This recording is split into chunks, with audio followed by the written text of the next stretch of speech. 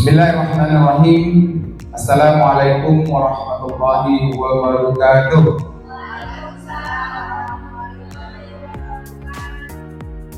Alhamdulillahirabbil alamin. Puji dan syukur kita panjatkan kehadiran Allah Subhanahu wa taala atas segala nikmat yang Allah berikan kepada kita sehingga kita masih berkesempatan hadir ya dalam melaksanakan tugas dan tanggung jawab kita seperti biasanya. Salawat beriring salam tidak lupa selalu kita pilihankan buat junjungan alam Nabi besar Muhammad sallallahu alaihi wasallam dengan ucapan Allahumma shalli ala sayyidina Muhammad wa ala ali sayyidina Muhammad. Bapak, Ibu guru, rekan-rekan yang saya banggakan, sedikit pengarahan dari saya untuk keterkaitan kegiatan diseminasi budaya positif yang akan disampaikan oleh rekan-rekan kita nantinya dari calon guru penggerak. Pada dasarnya untuk pemahaman kita semuanya, saya selaku kepala sekolah berharap setidak-tidaknya untuk Bapak Ibu semua untuk dapat memahami ya apa yang disampaikan oleh rekan-rekan kita nantinya, dan kemudian bisa kita mengimplementasikan ya ke dalam sekolah kita dan bisa kita terapkan. Dan kemudian harapan saya bagaimana nantinya Bapak Ibu semua bisa betul-betul ya menyimak ya, memahami apa itu budaya positif, apa-apa saja yang budaya-budaya positif yang harus kita terapkan di sekolah kita nantinya. Nah, itu harapan saya sebagai kepala sekolah. Sekali lagi di sini saya berharap kepada rekan-rekan semuanya untuk saling ya berbagi ya, menyampaikan sekiranya ada hal-hal yang perlu kita sampaikan yang berkaitan dengan kegiatan nantinya. Dan kemudian di sini saya berharap bagaimana kerjasama Bapak Ibu ada umpan balik yang positif ya untuk kegiatan yang akan disampaikan oleh calon guru penggerak rekan-rekan kita nantinya. Mungkin Bapak Ibu sedikit saja pengarahan dari saya. Nanti sekali lagi saya berharap untuk bapak-bapak, ibu-ibu, rekan-rekan semuanya untuk dapat betul-betul menyimak, memahami apa yang diinginkan dan apa yang disampaikan tentang pemahaman budaya positif kita di sekolah nantinya. Yang harus kita terapkan apa saja nanti akan disampaikan oleh rekan-rekan kita untuk calon guru penggerak tahun 2024 ini. Dan pesan saya sekali sebelum saya menutup pengarahan saya, sekiranya Bapak Ibu, rekan-rekan semuanya untuk dapat mengikuti ya, kegiatan program calon guru penggerak ini, karena ini sangat penting sekali ilmu untuk kita dan bisa akan kita terapkan di sekolah kita. Karena sekiannya memang kegiatan calon guru penggerak ini memang suatu program yang patut kita ikuti. Mungkin pengarahan dari saya. Lebih kurang saya mohon maaf. Saya Rini Abdullahi Taufiq Walhidayah. Assalamualaikum warahmatullahi wabarakatuh. Oke, baiklah Bapak Ibu rekan-rekan semuanya, masih semangat? Bobosa masih semangat? Bu Tupi semangat, Bu Tupi? Ya, oke. Baiklah Bapak Ibu rekan-rekan semuanya, saya nak ada pantun itu, saya mikir apa nak pantun sebelum kita mulai ini kan gitu. Biar lebih semangat ya Pak Sayuti.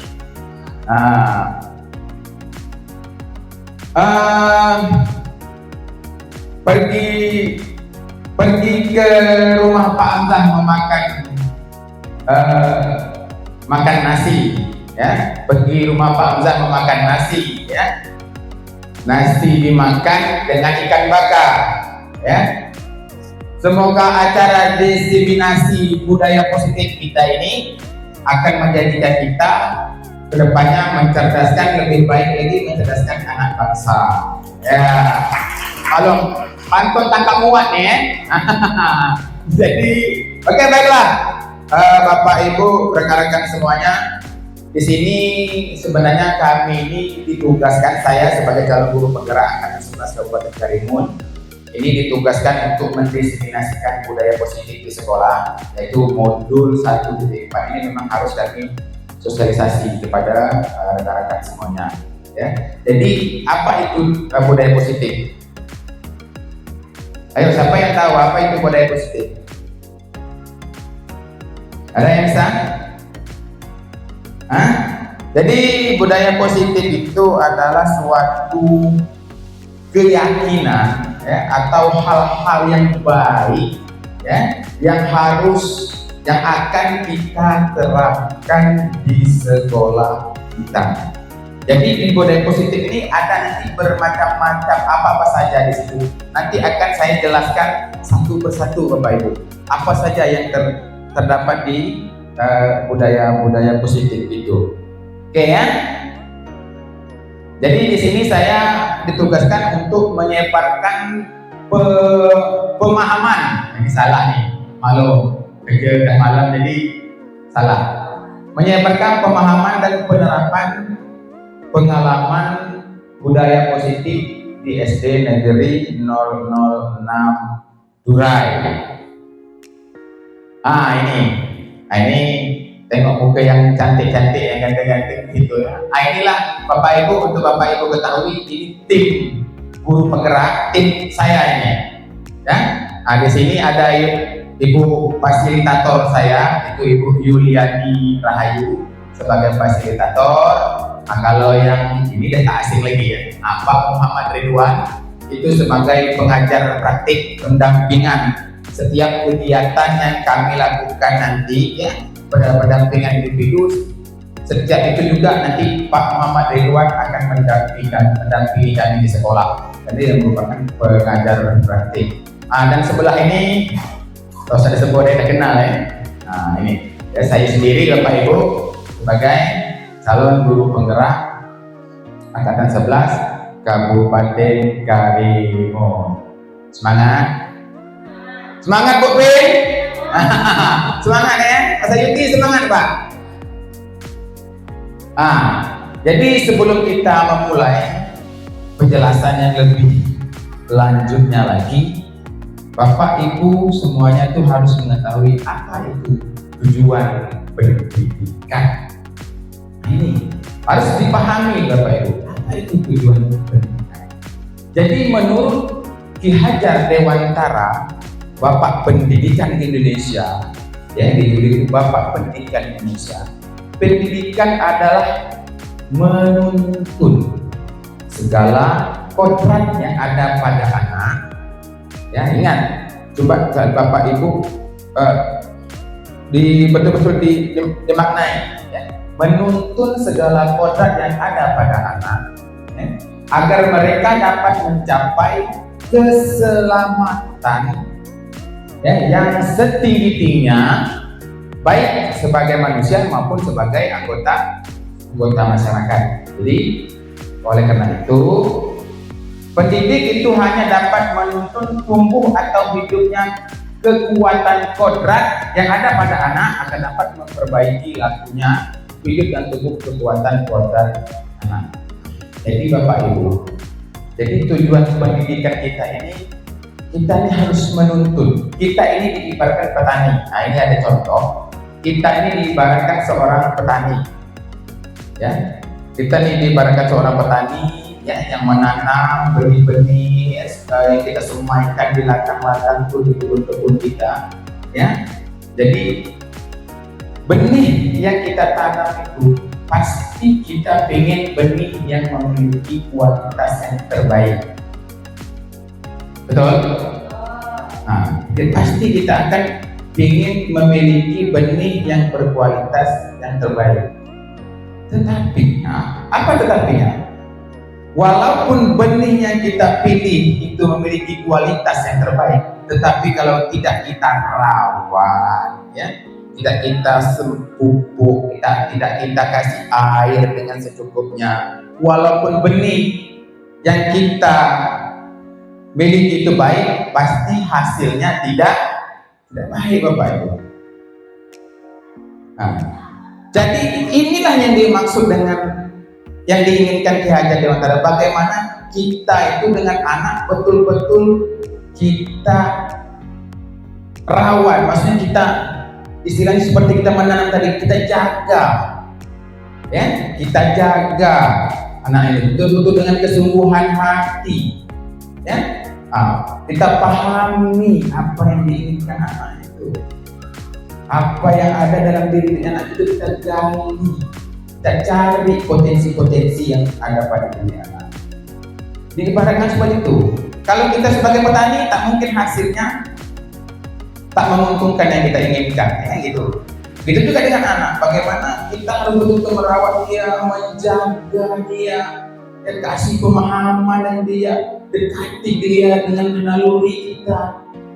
Pasti itu akan menjadi suatu keberhasilan bagi anak tersebut. Dan kita tuntun dia, jangan kita marah-marah. Tak ada lagi zaman-zaman seperti dulu.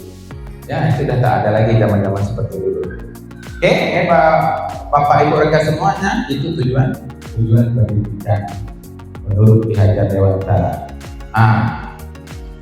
Bapak Ibu, jadi di sini ada beberapa konsep inti budaya positif. Nah, ini nanti ada 2, 4, 6, 8 ya. 8 itu nanti akan saya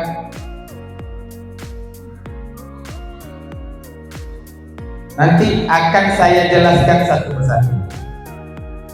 Nanti akan saya jelaskan satu persatu. Yang pertama ada perubahan paradigma belajar, ya. Kemudian ada disiplin positif. Kemudian ada nilai-nilai kebajikan. Ya, yang kedua kebutuhan dasar manusia. Ya. Yang berikutnya ada motivasi perilaku manusia. Ini kita nih, posisi kontrol guru, keyakinan kelas, segitiga restitusi. Nanti akan saya jabarkan satu persatu apa yang dimaksud dengan dari ke konsep inti budaya positif, ke 8 konsep inti budaya positif ini. Dan Bapak Ibu, ini memang harus perlu kita ketahui. Bapak Ibu, ini yang pertama ya, pembelajaran dengan paradigma baru. Apa itu yang dimaksud dengan pembelajaran dengan paradigma baru? Pembelajaran dengan paradigma baru merupakan pembelajaran yang dirancang berdasarkan prinsip pembelajaran berdiferensiasi, sehingga para peserta didik belajar sesuai kebutuhannya berdasarkan tahap perkembangan sesuai teori psikologi modern untuk mewujudkan profil pelajar Pancasila. Apa itu pembelajaran berdiferensiasi? Ada yang bisa? Pak Amzan, apa pembelajaran berdiferensiasi, Pak Amzan? Pasti bisa nih. Kutubi.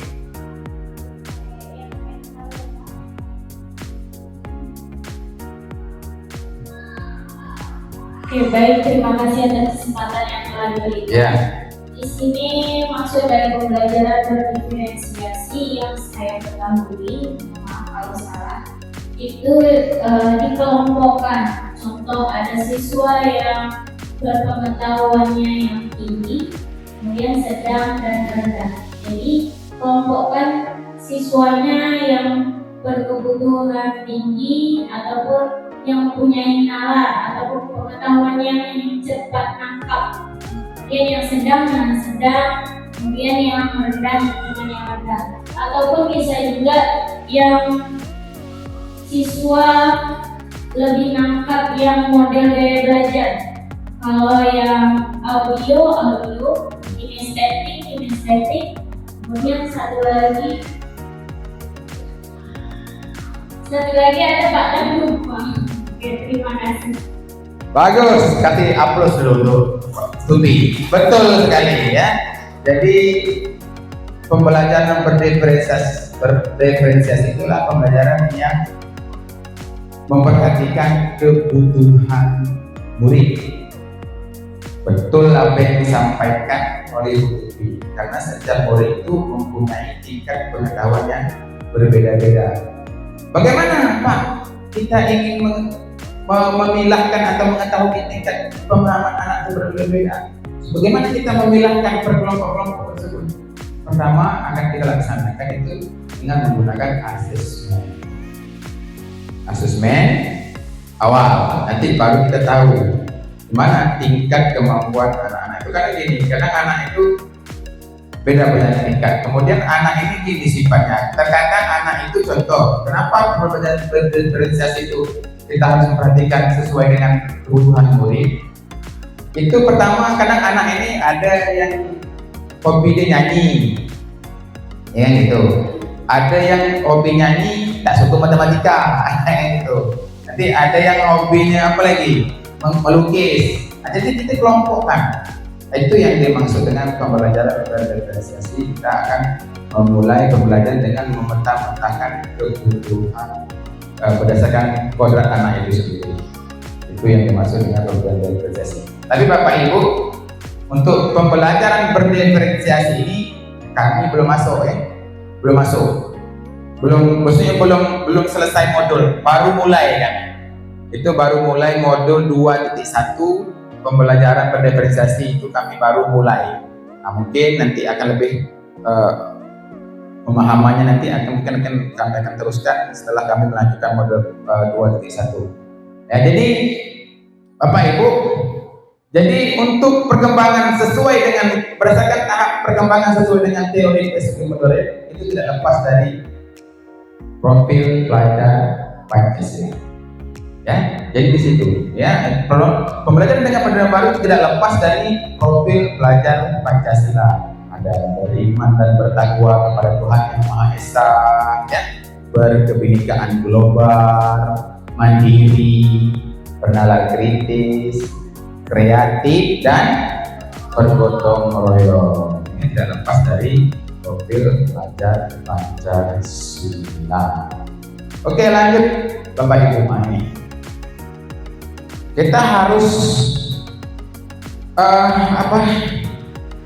ini ada tentang miskonsepsi tentang teori kontrol. Jangan salah ya, jangan salah. Jadi ada yang pemahaman yang salah tentang miskonsepsi tentang teori kontrol itu. Ya, ini contoh ya, ilusi guru mengontrol murid. Apa itu ilusi guru mengontrol murid? Jadi ini, anak ini itu kalau nengok kita sebagai guru, kadang-kadang dia kan kalau dia tengah berbuat sesuatu itu dia tanpa dibicara, dia kalau nengok kita pasti takut, ya gitu, dia pasti ikut, ada ibu guru nih kan gitu. Itu ilusi ya, ilusi guru yang ada pada anak ya. Jadi seolah-olah mindset dia berpikir kalau nengok guru apa tuh guru, tapi itu ada ibu guru, kita tak usah gini ya gitu ya. Nah itu jadi cara berpikir tanpa kita kontrol, dia sudah memikirnya sendiri ya. Kemudian apalagi ilusi bahwa kritik dan membuat rasa bersalah mampu membuat karakter. Ini salah ya, salah ya. Kalau kita coba ini nanti jumpa nanti di 5 posisi kontrol dulu. Jadi kalau kita merasa membuat rasa bersalah akan membuatkan karakter anak itu salah. Apa contohnya? Contoh nanti kita kalau ada anak, nah dia ada bermasalah nih panggil, ya aku lah buat macam gini, anak tak kesian dengan ibu ya, kan gitu. nanti ibu kena marah sama kepala sekolah karena gara-gara bermasalah nanti. Ya, itu bukan semakin membuat karakter, semakin membuat karakter anak, tapi semakin membuat karakter anak menjadi merasa bersalah, merasa adil. Gara-gara saya nih guru kena marah oleh kepala sekolah. Nggak usah. Karena kadang ada kan sebagian kita mempunyai pemikiran kontrol seperti itu. Berikutnya ilusi bahwa orang dewasa berhak memaksa. Apa yang dimaksud dengan ilusi bahwa orang dewasa berhak memaksa? Jadi kita ini terkadang karena kita ini guru, terkadang kita ini suka memaksa kehendak kita dengan anak, ya, tanpa kita memperhatikan apa sebenarnya latar belakang kejadian yang terjadi pada diri anak tersebut. Kadang-kadang kita kan seperti itu, kita kan, karena kita ini merasa dewasa, guru ini kan di atas anak-anak, jadi kadang-kadang kita selalu berpikir bahwasanya kita ini berhak memaksa, nggak usah gitu, harus gini, harus gitu, gitu. Jadi tidak ada lagi seperti itu sekarang. Yang berikutnya, ilusi bahwa semua penguatan positif, efektif dan bermanfaat. Jadi ada beberapa hal yang bertentangan dengan teori yang miskonsepsi tentang teori kontrol. Oke ya, kita lanjut ya. Di sini saya dan Bapak Ibu adakan suatu permainan, bukan permainan, suatu hal yang harus Bapak Ibu lakukan. Nanti di sini Bapak Ibu saya minta masing-masing ada yang menjadi A, ada yang menjadi B, A, B, A, B, A, B, A, B. Ya, paham ya? Bu Puza apa? A, Bu Ani B, Bu Pedrawati A, B, Bu Tumpi A, B, Bu Kandar A, Pak Hamzah B, itu juga ada seterusnya. Jadi A ini, A ini dia itu, coba yang A ini menggenggamkan tangan. Digenggamkan tangan yang A genggamkan tangan. Jadi yang A ini dia menyimpankan sesuatu hal yang mungkin sangat penting dalam hidupnya. Coba Bapak pikirkan apa yang disimpan dalam sangat penting dalam hidupnya, dalam hidup Bapak Ibu. Yang A nih, yang A ya, yang A. Oke, siap yang A. Kemudian yang B ini dia akan merayu sekuat tenaga ke A supaya memberitahukan apa yang digenggam di tangannya ini. Ya, paham tak? Rayu ini nanti ya, Bu Ani merayu Bu Puza, tolong Bu Puza buka nih apa nih, tolong kasih tahu apa yang ada di dalam pikiran Bu Puza nih, Bu Puza pegang nih. Nah itu, siap ya? Jadi kalau si A ini mempunyai keteguhan hati, ya, dia tidak akan pernah memberitahu kepada si B. Kadang si B ini nawarkan, ini duit, kasih tahu. Jadi si A ini harus memegang teguh sekali apa yang digenggam. Oke, siap ya? Kita mulai ya. Kita mulai nanti ya. Yang B merayu si A. Ini juga. Ya, rayu. Oke. Yang A genggam tangan. Yang A genggam tangan. Oke, siap? Nanti berhadapan. Oke, siap ya? Kita mulai. 1, 2, 3. Ayo, coba dirayu tuh. Ya. Dirayu. Oke. Oke, itu ngasih duit. Ayo, dirayu. Ayo si A, ayo si B, dirayu itu si A itu. Oke, baiklah, tepuk tangan untuk kita semua. Oke. Sekarang saya nak tanya, apa yang digenggam si A ini? Sehingga dia tak dapat digoda-goda gitu ya, tak dapat dirayu-rayu. Saking kan dia betul-betul. Hah? Oke, Bu Puzan, apa sekiranya yang bisa mempertahankan Ibu Puzan sehingga tak dapat dirayu oleh Ibu Ani?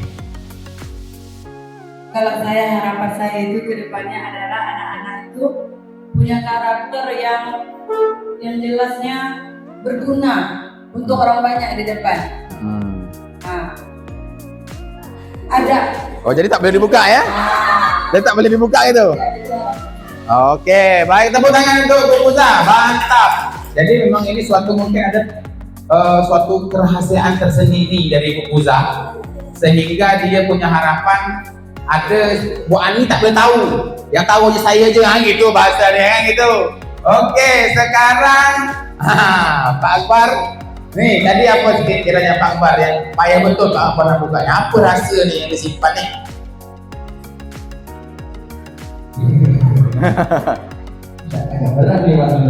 Tak apa. Apa tuh agak sehingga tak dapat niru apa yang dipegang itu? Rahasia. Apa tuh? Rahasia yang tidak bisa dibawa. Oh, itu. Oke. Baiklah. Mungkin ada rahasia yang tidak bisa dikasih tahu kita yang dipertahankan, mungkin kita itu keluarga, mungkin ya, makanya mungkin tak bisa diceritakan ke orang lain. Dan langsung tutupi apa tadi, tutupi yang tutupi pegang tadi. Sehingga itu menjadi suatu kerahasiaan yang sulit untuk tutupi pendidikan kasih tahu dengan bukti. Ayo tutupi.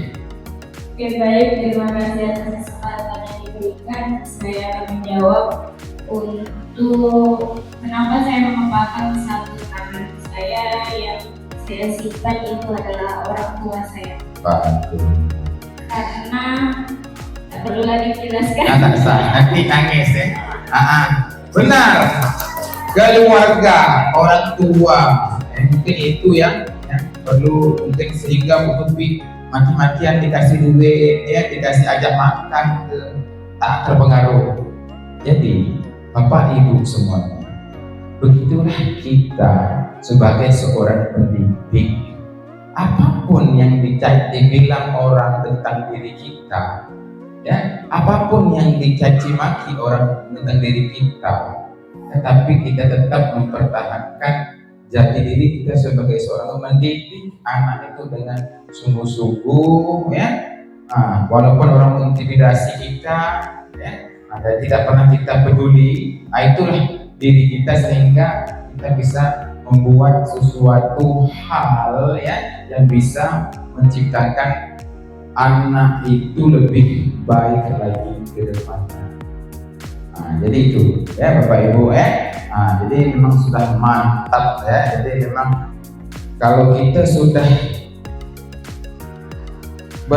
maksudnya diri itu sudah menyatu, ya, dengan profesi kita sebagai seorang guru mendidik anak dengan sungguh-sungguh, apapun yang dicakap orang gunakan itu tidak akan pernah kita lubris, ya, tidak akan pernah kita hiraukan. Oke ya Bapak Ibu, kita lanjut.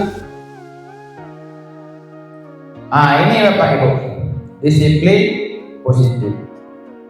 Bapak Ibu, jadi kalau kita dengar kata disiplin ini pasti terpikir disiplin itu ini, disiplin itu. Ya, jadi sekarang saya tanya Pak Sayuti, kira-kira apa itu disiplin menurut Pak Sayuti?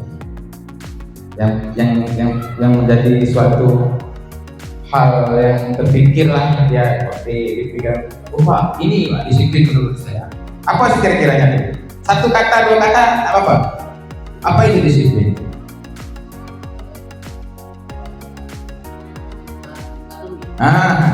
Aturan yang wajib dipatuhi. Itu menurut Pak Sayuti, ya. Karena kalau kita dengar kata disiplin ini, kadang-kadang itu suatu hal yang harus kita patuhi, baik itu kadang yang bersifatnya aturan yang seperti aturan yang keras atau apa. Jadi Itu yang mindset yang kita pikirkan tentang disiplin itu ya. Nah, jadi coba Bapak Ibu perhatikan di sini. Disiplin itu berasal dari kata disiplina yang berarti belajar. Ya, nah, disiplin berasal dari kata disiplina ya, yang berarti belajar. Disiplin mengacu pada disiplin diri yang memiliki tanggung jawab terhadap apa yang dilakukannya berdasarkan nilai-nilai yang diyakini. Ya, kemudian disiplin positif merupakan salah satu cara penerapan disiplin yang bertujuan untuk menumbuh kesadaran serta memberdayakan peserta didik tanpa imbalan penghargaan, reward atau ancaman hukuman. Nanti akan saya jelaskan lagi Bapak Ibu. Ada nanti tentang ini nanti akan berkesinambungan dengan keyakinan kelas. Ya. Kemudian sebagai pendidik, tujuan kita adalah menciptakan peserta didik yang memiliki disiplin diri sehingga mereka berperilaku mengacu kepada nilai-nilai kebajikan universal dan memiliki motivasi intrinsik dalam perubahan perilaku ke arah yang lebih baik. Boleh tak saya bertanya lagi? Apa itu motivasi intrinsik? Ada yang bisa jawab? Ayo, pikir Bapak Ibu, apa itu motivasi intrinsik? Dan apa itu motivasi? Kalau ada motivasi intrinsik, pasti ada motivasi ekstrinsik. Apa itu motivasi intrinsik?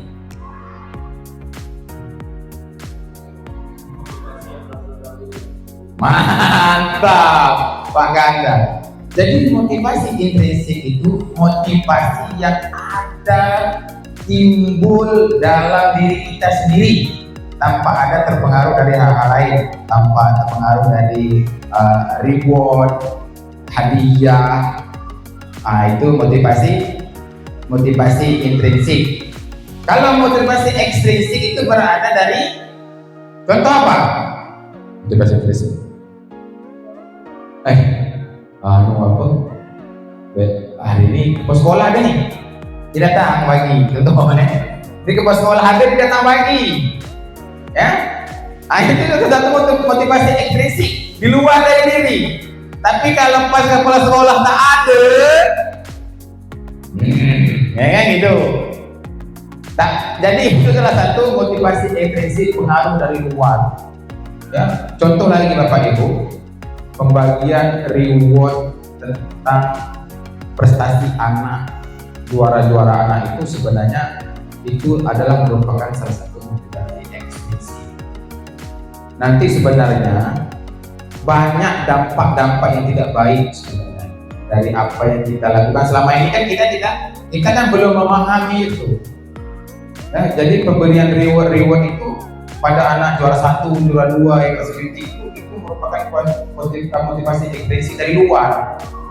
Saya benar dapat piala misalnya begini. Tapi ada yang tidak baik dari hal-hal yang kita lakukan itu. Nanti akan saya jelaskan selanjutnya kenapa. Jadi baiklah, lanjut Bapak Ibu ya. Lanjut lagi. Nah ini nilai-nilai kebajikan, ya, nilai yang disepakati bersama, terlepas dari suku, bangsa, agama, bahasa, penerbangan. Contoh nilai kebajikan, ya. Nah ini profil pelajar Pancasila itu merupakan sesuatu yang termasuk dari nilai-nilai kebajikan, beriman dan bertakwa, berakhlak mulia, berkebijakan global, gotong royong, mandiri, kreatif dan nilai kritis. Ya, di situ sudah ada nilai-nilai kebajikan. Ya. Kemudian ada namanya IBO, Primary Years Program, PYP. Ya, PYP ini toleransi, rasa hormat, integritas, mandiri, menghargai, antusias, empati, percaya diri dan komitmen. Kemudian ada namanya life skill. Ya, contoh nilai kebajikan life skill: dapat dipercaya, lurus hati, pendengar yang aktif, tidak merendahkan orang lain, memberikan yang terbaik dari diri. Ini contoh nilai-nilai kebajikan. Harus Bapak Ibu ketahui. Kemudian Bapak Ibu kita lanjut dengan kebutuhan dasar manusia. Nah, jadi Bapak Ibu, jadi kita ini baik kita anak-anak itu mempunyai kebutuhan dasar. Kebutuhan dasar manusia adalah segala sesuatu yang kita lakukan untuk mendapatkan apa yang kita inginkan. Seluruh tindakan yang kita lakukan memiliki tujuan tertentu, dan semua usaha terbaik yang kita lakukan adalah dalam rangka agar kebutuhan dasar kita terpenuhi dengan baik. Nah ini. Coba Bapak Ibu perhatikan, ini 5 kebutuhan dasar manusia. Ya? Yang pertama apa? Bertahan hidup. Ya, ini memang benar. Ini kebutuhan dasar kita sebagai manusia. Apa? Nah, ini makanan, pakaian, tempat tinggal, keamanan, kesehatan. Nah, itu yang bertahan hidup. Apalagi kasih sayang dan rasa diterima. Nah ya, rasa diterima, dipedulikan, berbakti, kerjasama ya, menjadi bagian dalam kelompok tertentu. Kemudian penguasaan, harga diri, keinginan, kemudian kebebasan, ada mandiri, memiliki pilihan, dan kemudian kesenangan. Bapak Ibu bisa baca. Nah ini ada 5 kebutuhan dasar manusia yang perlu Bapak Ibu ketahui. Nanti di sini ada terdapat pada diri anak ini kita masing-masing. Apa perilaku yang dibuat oleh anak didik kita itu pasti ada di 5 kebutuhan dasar manusia yang dimiliki oleh anak. Oke, kita bermain dulu. Quiz. Menjawab pertanyaan dari yang tadi, dari yang ini. Nanti Bapak Ibu akan menjawab pertanyaan berdasarkan 5 kebutuhan dasar manusia. Dan pertanyaan satu, oh ini Pak tentang penguasaan, nah ini Pak kasih sayang, nah kan gitu. Oke ya, siap ya? Siap? Siap Bapak Ibu? Oke, mantap. Kita coba pertanyaan yang pertama. Pertanyaan pertama. Aku senang bermain kejar-kejaran dengan ibu guru. Seru. Aku senang bermain kejar-kejaran dengan ibu guru. Seru. Jadi ini termasuk pada yang mana? Ayo bisa jawab. Kesenangan. Ada yang lain? Kesenangan. Tadi yang dari yang ini. Kesenangan. Oke. Mari kita lihat. Mari kita lihat benar apa tidak jawaban dari Bapak Ibu. Oke, tara. Iya. Kesenangan, mantap. Kita lanjut pertanyaan berikutnya nomor 2. Ibu kejar aku karena ibu guru sayang aku. Apa? Kasih sayang, rasa diterima. Tadi apa lagi? Kasih sayang. Oke, sekarang coba kita lihat cinta dan kasih sayang. Oke, kita lanjut lagi. Berarti dah mulai masuk ya. Dah mulai bisa memahami kebutuhan dasar manusia. Oke, berikutnya pertanyaan berikutnya. Aku hebat kan bisa membuat ibu guru kejar aku. Penguasaan. Selain itu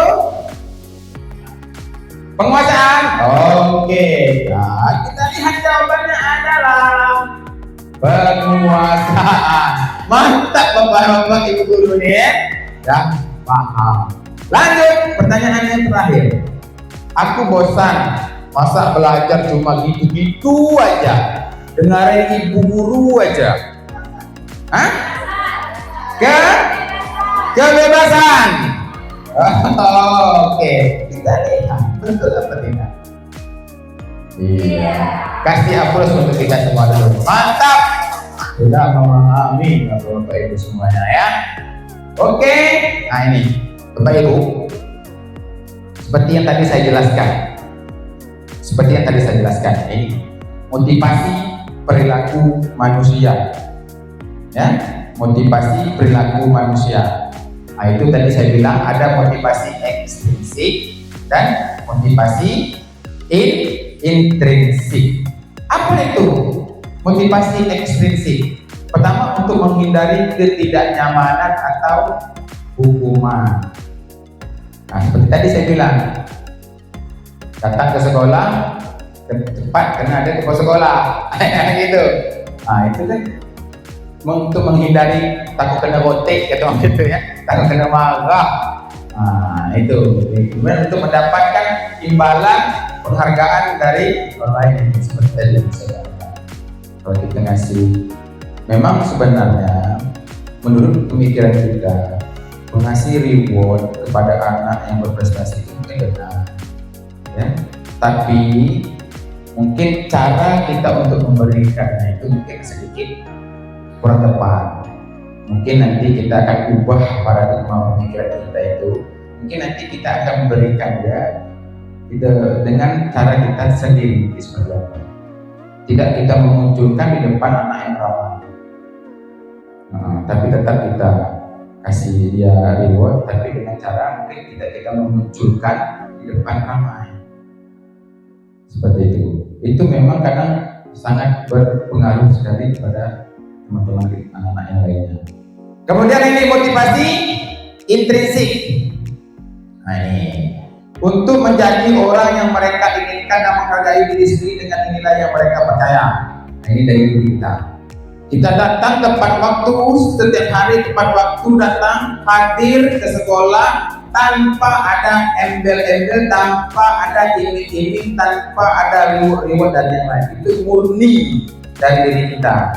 Kenapa? Karena kita sebagai seorang guru ingin menunjukkan kita ini sebagai role model, contoh yang terbaik bagi anak-anak didik kita. Itu yang masuk dengan motivasi intrinsik yang ada dalam diri kita sendiri, tanpa harus kita takut dengan siapa, karena siapa, tidak. Nah ini yang harus kita tanamkan, motivasi intrinsik yang harus kita tanamkan kepada diri kita, juga kepada anak didik kita. Contoh apa lagi? Anak didik kita kan modelnya seperti ini. Dia tak akan anak murid berpusat itu patuh hanya dengan buku pusat, betul? Kalau dengan guru lain kadang-kadang ini buku pusat guru saya, jangan gitu. Pasti kebanyakan anak itu dia akan patuh pada gurunya masing-masing, betul? Nah, jadi bagaimana kita harus menciptakan anak itu semuanya, ya? Dia harus menganggap bahwa kita ini adalah gurunya semua. Motivasi intrinsik yang harus kita tanam pada dalam diri anak. Contoh lainnya, ada tak ada guru, anak itu tetap belajar di kelas. Bukan hanya ada guru, anak itu takut, tapi ada tak ada guru, anak itu tetap melakukan kegiatan pembelajarannya di kelas. Itu adalah merupakan motivasi intrinsik yang ada pada diri anak. Itu yang harus kita tanamkan. Ya. Oke, berikutnya, ini nanti kita ada main lagi nih, ya, ada permainan. Ini ada namanya hukuman, konsekuensi, restitusi. Ini proses dari konsekuensi dan hukuman. Kita akan membahas hukuman, konsekuensi ya. Hukuman, itu coba tidak terencana, tiba-tiba. Coba contoh nih.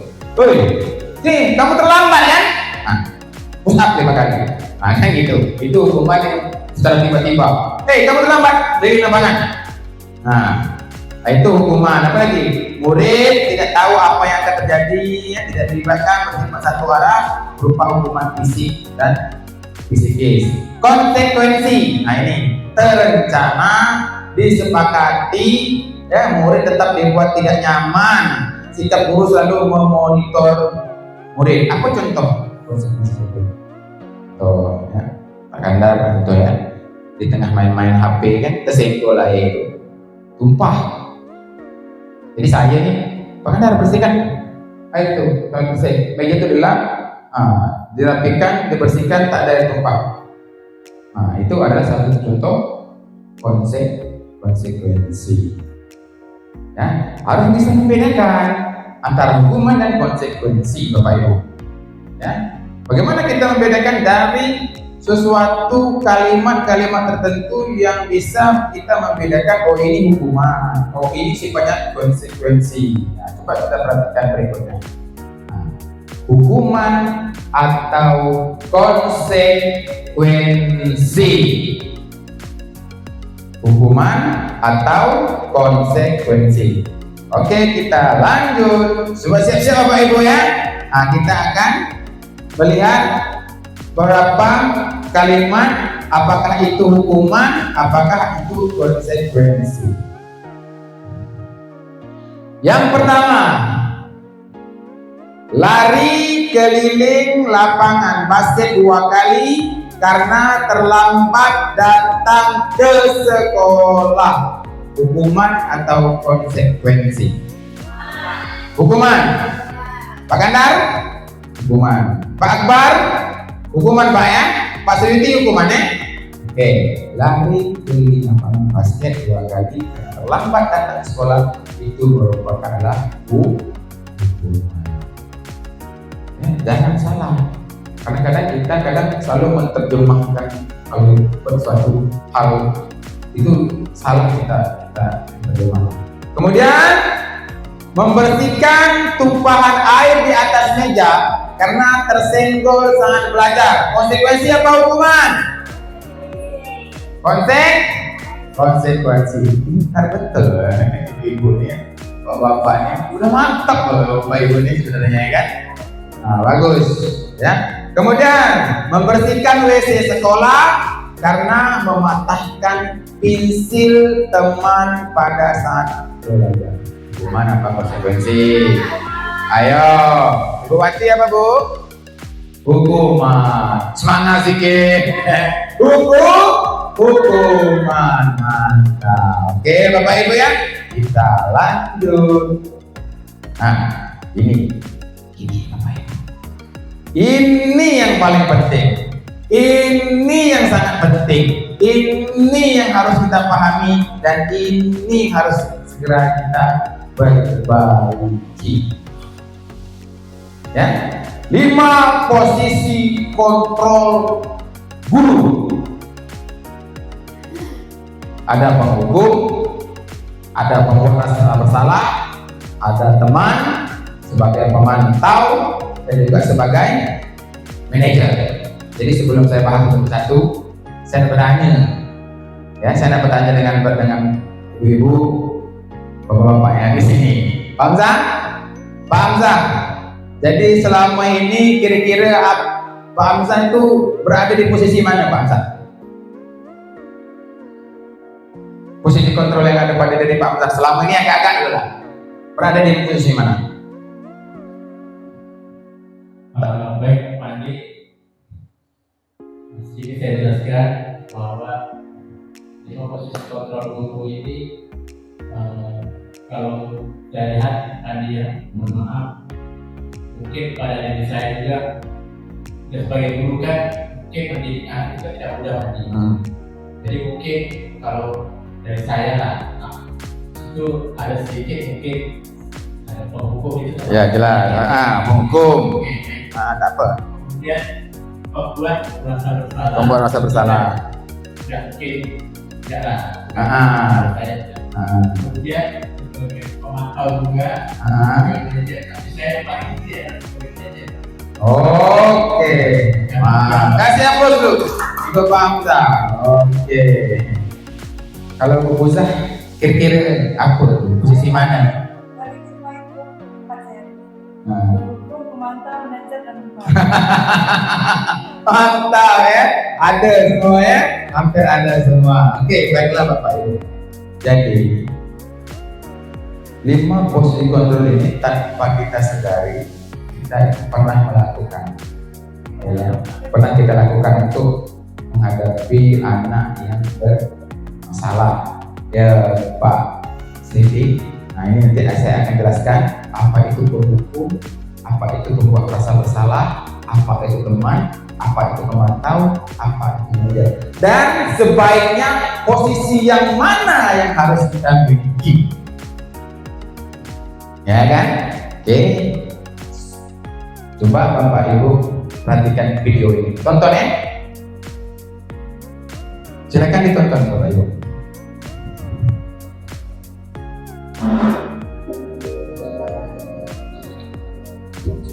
Ini adalah posisi penghukum.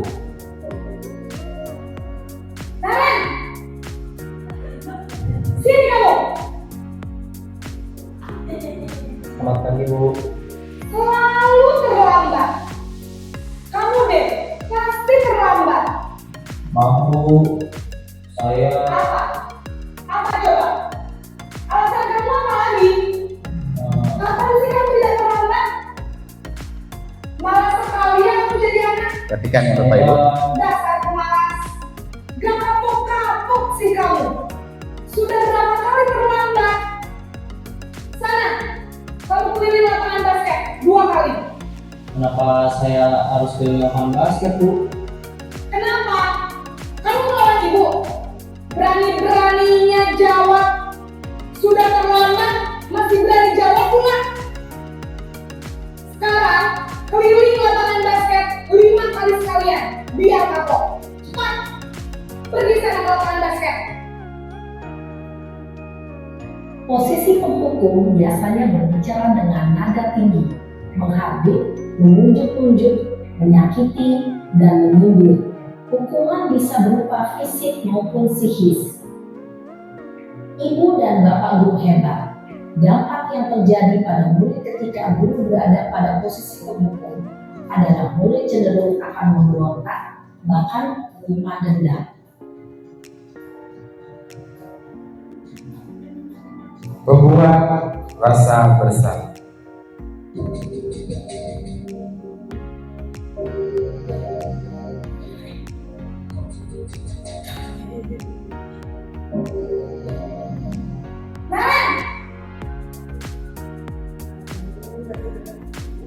Selamat pagi Bu. Naren macam Pak Hamzah. Nah, dengar ya. Kamu senang ya bikin ibu susah ya? Kalau kamu terlambat lagi, nanti ibu yang ditegur bapak kepala sekolah, nak. Bisa nggak ibu tidak bisa membina kamu? Duh, gimana ini? Maaf Bu, Duh, Gusti Naren. Kamu suka ya kalau ibu ditegur bapak kepala sekolah? Perhatikan ya. Sekarang ibu harus tulis apa yang di buku absen? Ini kamu sudah sering terlambat loh. Ibu harus apa coba? maaf Bu, maaf sekali. Ya sudah, lain kali jangan bikin ibu susah lagi ya nak ya. Ibu tidak akan kuat lagi kalau ibu terus. Bisa jantungan kalau ibu bikin bapak kepala sekolah. Sekarang cepat kelas. Maaf ya Bu, maaf sekali. Posisi membuat rasa bersalah berbicara dengan nada tenang, cenderung lembut, namun kata-kata yang diutarakan membuat murid merasa menjadi orang yang gagal, memandang buruk dirinya sendiri, merasa tidak berharga, dan tidak sanggup membahagiakan orang lain. Ketika guru mengambil posisi pembuat rasa bersalah, murid akan menganggap dirinya yang bersalah dan ia akan menyimpan emosi negatif tersebut di dalam dirinya.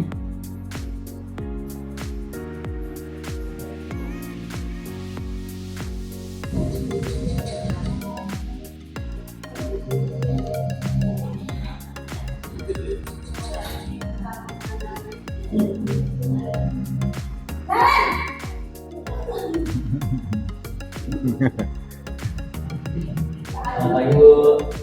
Wah, sudah jam berapa ini, Nan?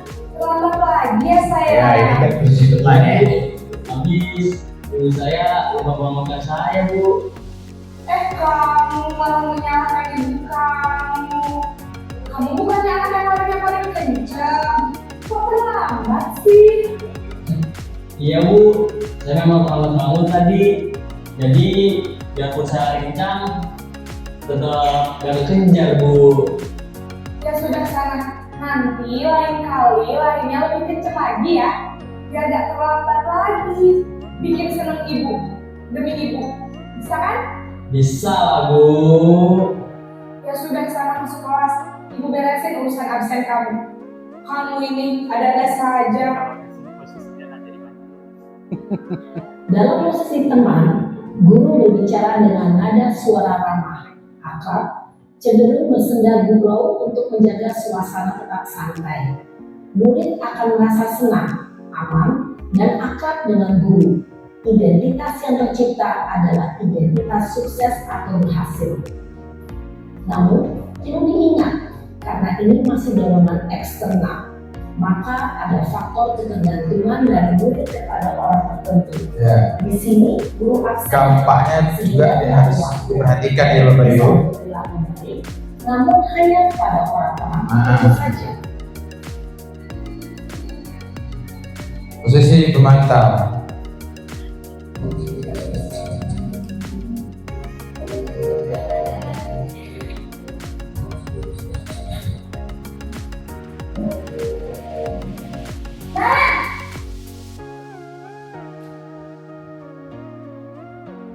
Selamat pagi Bu. Naren, apa peraturan sekolah kita tentang jam berapa kita harus masuk sekolahnya? Kita harus di sekolah jam 7 Bu. Iya betul, sekarang sudah jam 7.20. Naren sudah tahu konsekuensinya jika terlambat hadir. Paham Bu, saya harus tinggal kelas pas jam istirahat selama 20 menit. Iya benar, konsekuensinya demikian. Jadi nanti jam 9.30 pas istirahat, kamu harus tinggal di kelas, kerjakan tugas tambahan untuk ketertinggalan kamu, ya? Baik Bu. Posisi pemantau mengandalkan penghitungan atau data untuk mengontrol murid. Guru mengarahkan murid berdasarkan peraturan dan konsekuensi. Seorang pemantau menunjukkan bahasa tubuh dan ekspresi wajah yang datar dan cenderung formal. Dan ini posisi terakhir. Posisi manajer.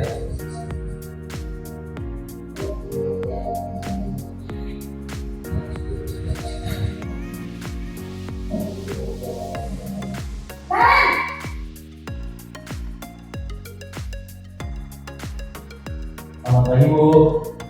Selamat pagi Naren. Maaf Bu, saya terlambat.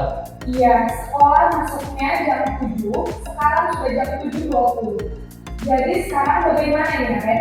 Maaf Bu, saya lupa setel alarm saya semalam. Baiklah, menurut kamu, keyakinan sekolah yang mana yang perlu kamu tingkatkan? Menghargai diri sendiri dan orang lain mungkin ya Bu. Setuju.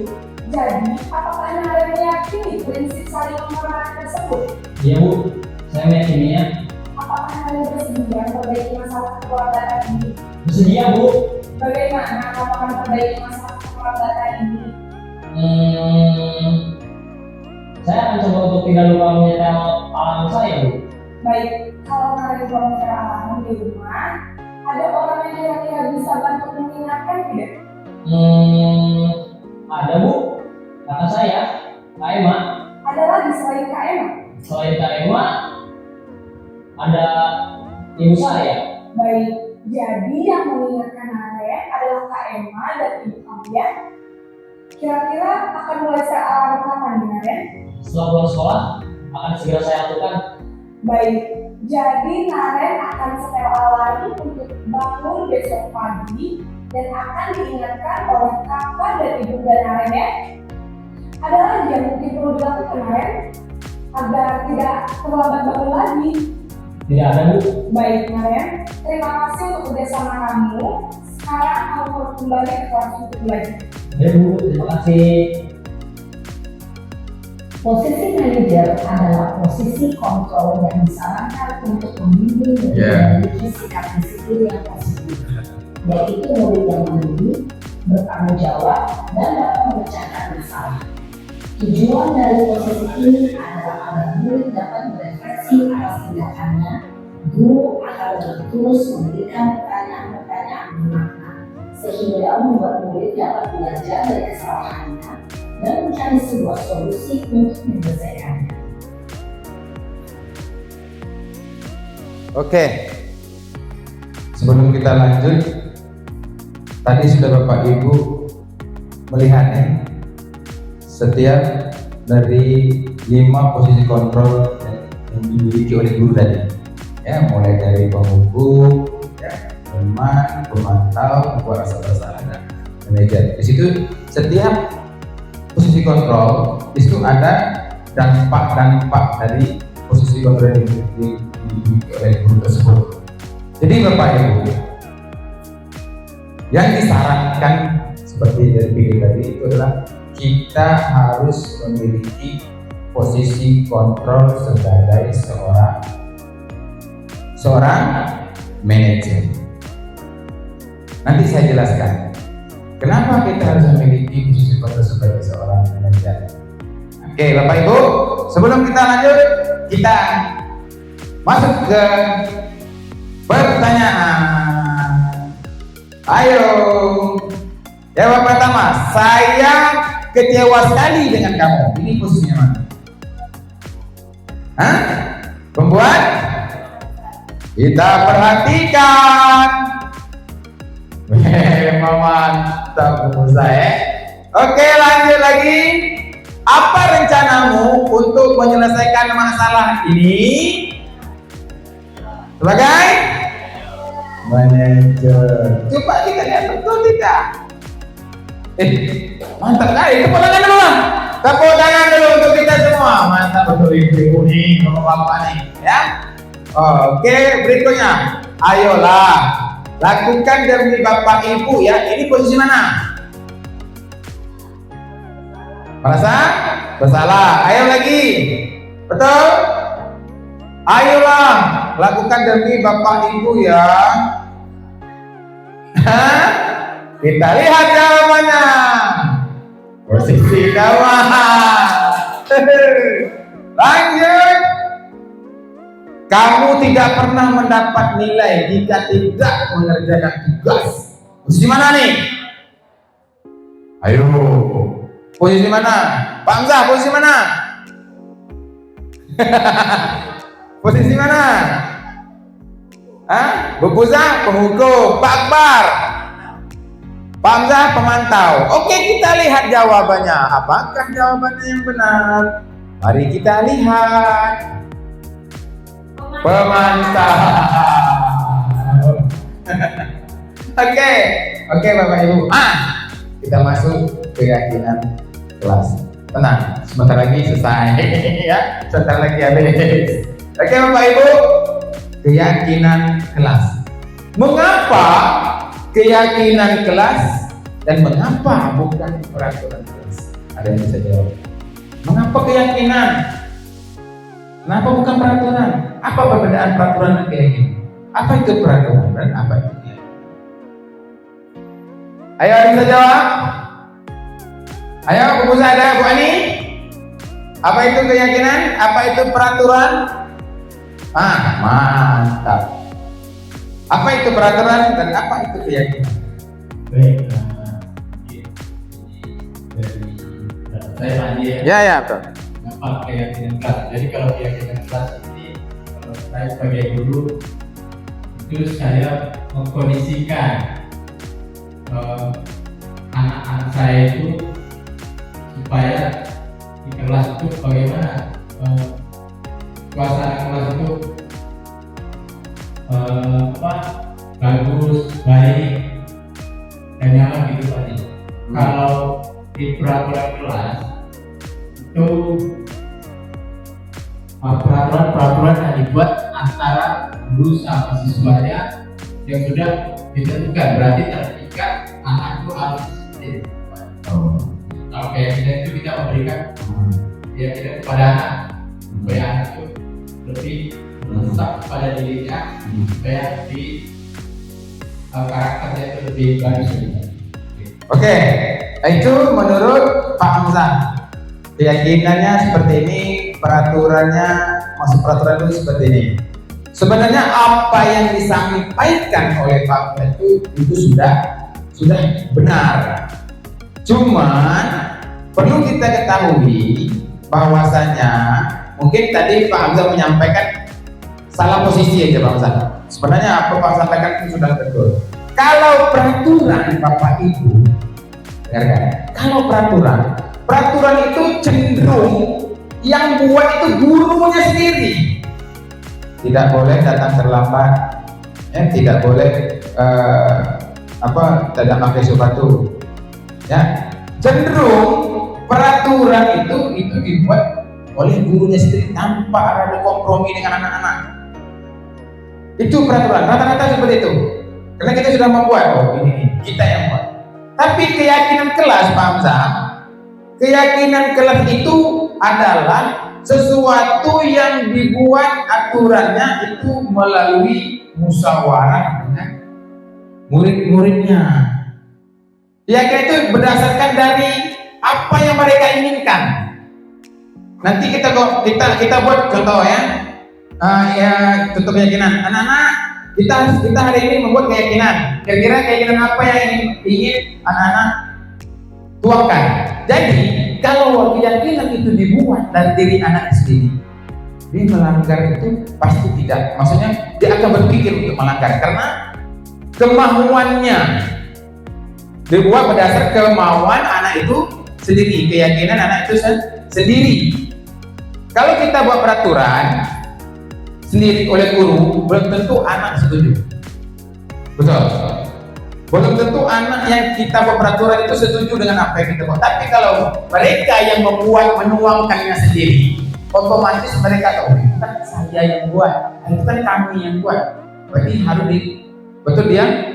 dia taati. Ya, jadi bukan kita yang membuat, tapi kita mengarahkan sehingga memunculkan keyakinan yang dibuat itu dari diri anaknya masing-masing. Apa yang diinginkan anak-anak?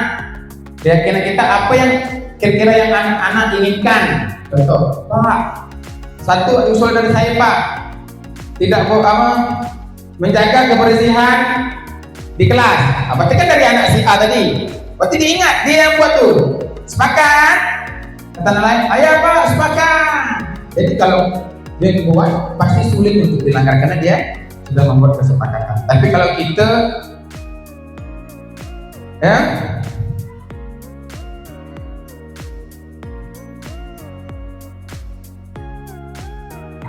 jadi Bapak Ibu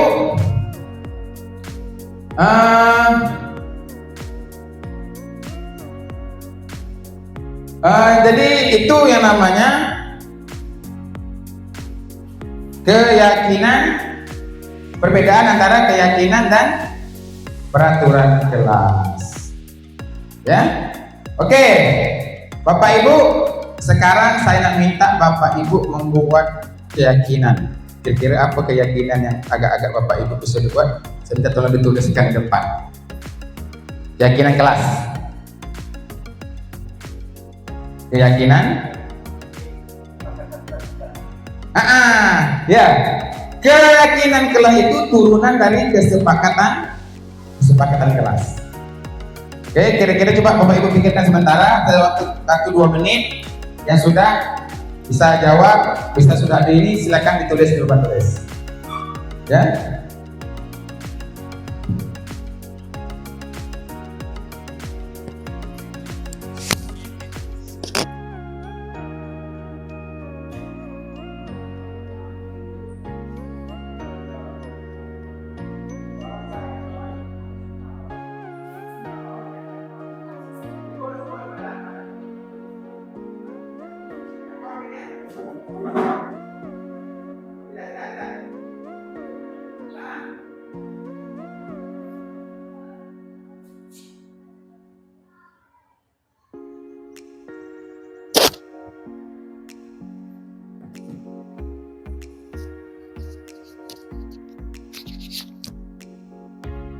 Oke. Oke, ini yang dari Bu Tupi. Yang pertama, baju dimasukkan saat jam pembelajaran. Ya, pembelajaran dimulai sampai pulang sekolah. Oh, panjang udah ya. Oke, berikutnya, ayo. Ayo, berikutnya. Jangan malu-malu untuk dulu.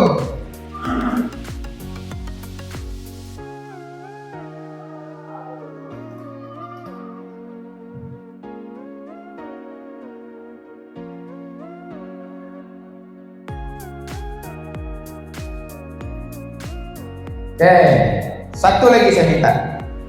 Satu lagi, oke Pak Hamzah. Satu lagi. Kita tak ulang panjang-panjang. Contoh saja.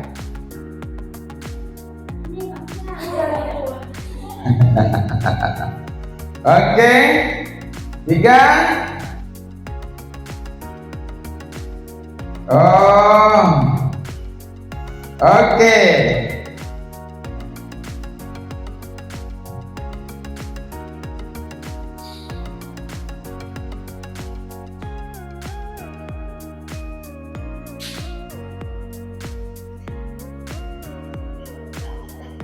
Oke, baiklah. Oke Bapak Ibu, di sini di depan kita ada 3 keyakinan yang dibuat oleh Bapak Ibu. Yang pertama, baju dimasukkan saat jam pembelajaran dimulai sampai pulang sekolah.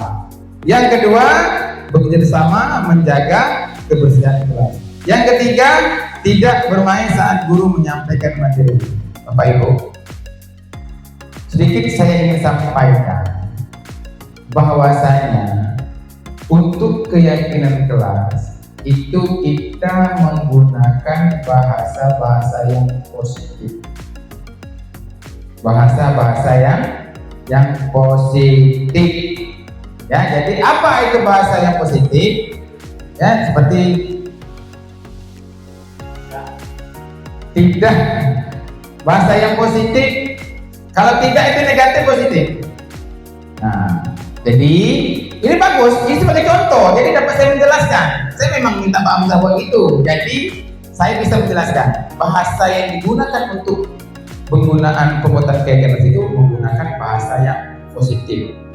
Tidak boleh kita menggunakan jangan bermain, tidak boleh bermain. Kita itu adalah menggunakan kata-kata yang sifatnya negatif. Paham ya? Berarti kalau di sini apa yang bisa kita ubah?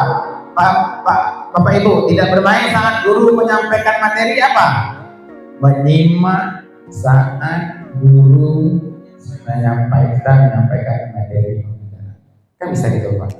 Oke Bapak Ibu, paham ya? Nanti saya berharap Bapak Ibu bisa menerapkan itu di kelasnya masing-masing. Ya, bisa membuat suatu keyakinan kelas. Oke ya? Nah ini seperti keyakinan nilai kebajikan atau prinsip bersalah ya, menurut dosen suatu keyakinan akan lebih motivasi seorang diri lebih intrinsik, seorang akan lebih bersemangat untuk menjalankan keyakinannya daripada sekedar mengikuti peraturan, karena keyakinan ini kita buat berdasarkan diri anak itu masing-masing, kesepakatan anak itu masing-masing ya. Oke lanjut, nah ini peraturan ya, keyakinan kelas selalu kembali. Kalau peraturan kan selalu kembalikan buku ke tempatnya. Kalau keyakinan kelas apa? Tanggung jawab. Itu bahasa yang baiknya kan gitu. Apalagi dilarang mengganggu orang lain. Keyakinan kelas yang menggunakan bahasa yang positif, menghormati orang lain dan diri sendiri.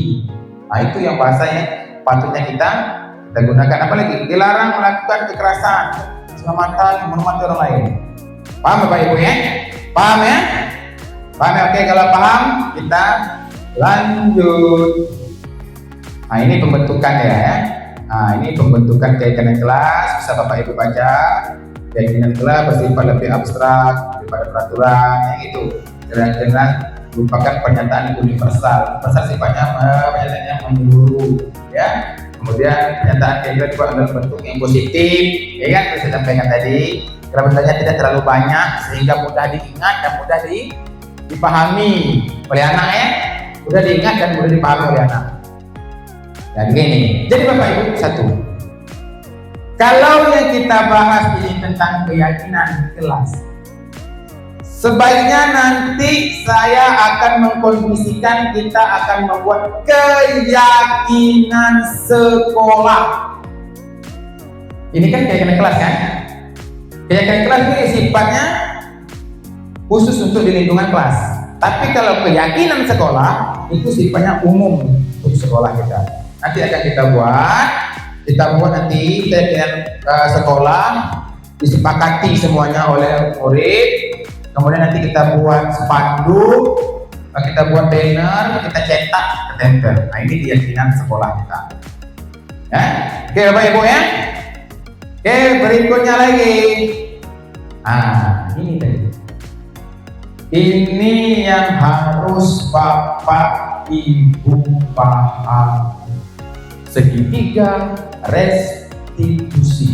Apa itu segitiga restitusi, Bapak Ibu? Segitiga restitusi itu adalah suatu proses dialog yang dijalankan oleh guru agar dapat menghasilkan murid yang mandiri dan bertanggung jawab. Ya, nah ini yang harus kalian pahami. Seperti yang saya katakan tadi, 5 posisi kontrol yang Bapak Ibu lihat tadi, yang disarankan adalah kita harus memilih satu posisi kontrol, yaitu sebagai manajer. Untuk menunjang permasalahan kita, posisi kontrol sebagai manajer untuk menyelesaikan suatu permasalahan, ya, permasalahan yang kita hadapi, yang kita dapatkan dari anak, itu kita akan mengacu kepada segitiga restitusi. Ya, kita harus mengacu kepada segitiga restitusi.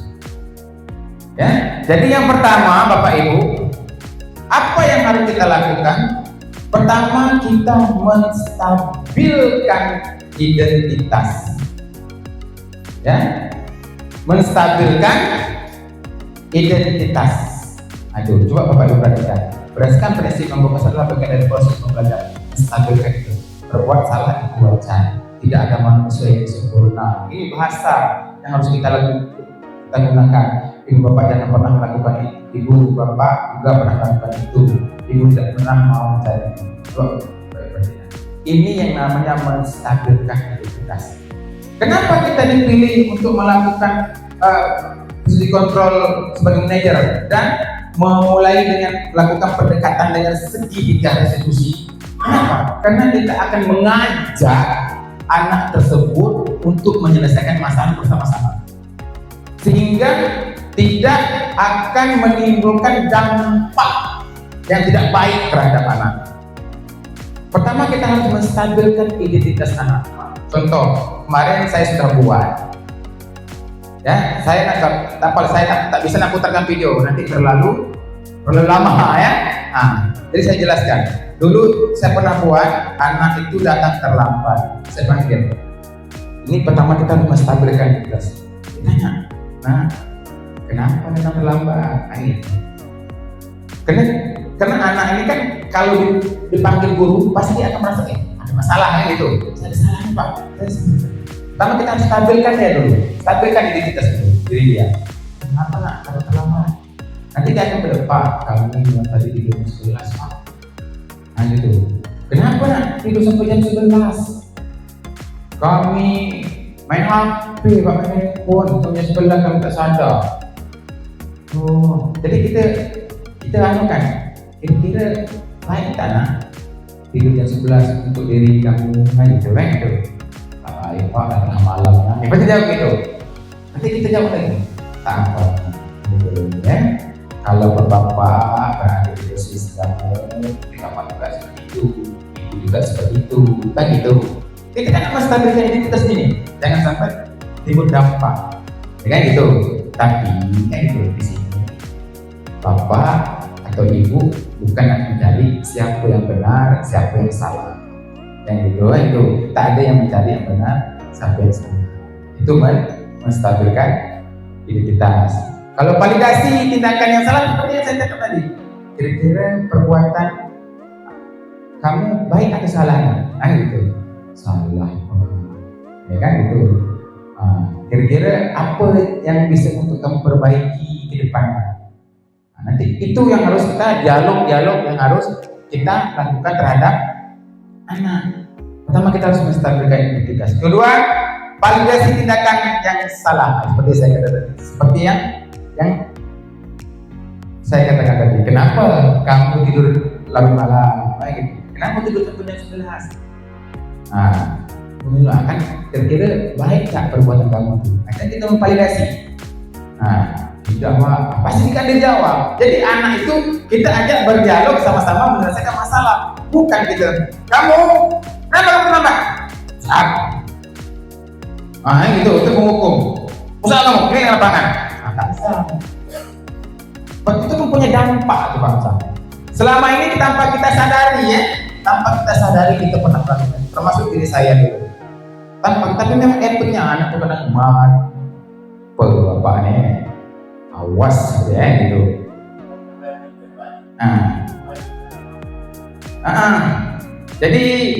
Jadi yang harus kita lakukan langkah ketiga resolusinya, validasi tindakan kesalahan. Seperti ini, kamu melakukan pertanyaan apa? Ada bahasa di situ semua bisa nanti Bapak Ibu. Kemudian apa lagi? Menanyakan keyakinan. Terlambat tadi. Kita sudah memiliki keyakinan kelas kan? Kira-kira keyakinan kelas apa yang nak dalangkan? Pak ini kata dia kan? Kan keyakinan kelas ini kan sudah kita buat kesepakatan bersama kan gitu. Harus kita hormati, harus kita taati. Kalau kita tidak boleh melanggar. Ini untuk menanyakan keyakinan ya. Itu berdasarkan prinsip teori kontrol bahwa pada dasarnya kita termotivasi secara intrinsik dalam diri kita sendiri. Ya Bapak Ibu, jadi saya berharap kepada Bapak Ibu semuanya dalam penyelesaian permasalahan murid, gunakanlah teori kontrol kita sebagai manajer. Seperti Pak Kandar semalam itu menyelesaikan kasus anak, itu secara tidak langsung Pak Kandar sudah menggunakan teori kontrol sebagai manajer dengan menggunakan skill response. Tanpa kita sadari, pernah kita lakukan. Ya kan gitu. Cuma kita paham. Oke, baiklah. Selanjutnya, sampai kepada penghujung acara, ya kan? Masih semangat? Masih semangat? Oke, Bapak Ibu yang saya banggakan dan saya cintai. Jadi dalam penerapan program disiplin positif, hendaknya guru memiliki standar kepribadian profesional, sosial yang baik, di mana guru mampu merefleksi dirinya dalam posisi kontrol saat ini, bagaimana perjalanan darinya sebagai among, ya, manajer yang menuntun murid-muridnya menjadi insan yang mandiri dan bertanggung jawab. Jadi harapan saya untuk Bapak Ibu semuanya, ayo kita sama-sama terapkan budaya positif di sekolah kita, ya. Nah, jadi sekali lagi saya ucapkan ribuan terima kasih atas waktunya yang Bapak Ibu berikan kepada saya untuk mendesiminasikan budaya positif di sekolah, ya. Nah, pepantun saya pun tak pandai pepantun, ya. Ikan sepat, ikan gabus, dan tidak tapi bagus. Saya ucapkan ribuan terima kasih sekali lagi kepada bapak-bapak, ibu-ibu rekan semuanya atas partisipasinya Bapak Ibu semuanya. Saya akhiri dengan wabillahi taufiq wal hidayah. Wassalamualaikum warahmatullahi wabarakatuh. Tepuk tangan untuk kita semuanya.